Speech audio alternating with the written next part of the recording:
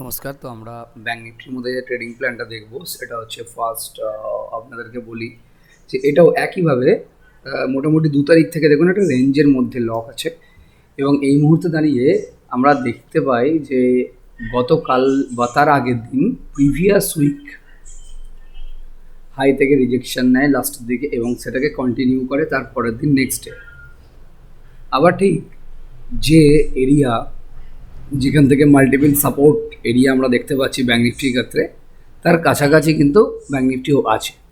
তো যদি এখানে ফ্ল্যাট ওপেনিং হয় 49,800 এই লেভেলের কিছুটা টাইম স্পেন্ড করার পর যদি এখান থেকে স্ট্রাকচার ব্রেক করে আপসাইড মুভ করে তাহলে কিন্তু ব্যাঙ্ক নিফটি আবার আপার সাইডে যেতে পারে।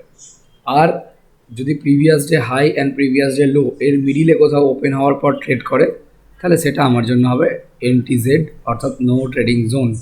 তো সবার ফার্স্ট এটা বলে রাখি যে যদি লোয়ার লেভেল থেকেই ধরা যায় ব্যাঙ্ক নিফটিকে এই লেভেলের কাছাকাছি এসে যদি ব্রেক করে তাহলে কিন্তু আবার ও প্রিভিয়াস উইক হাইয়ের কাছাকাছি বা গতকালের যে day high previous day high তার কাছাকাছি যেতে পারে।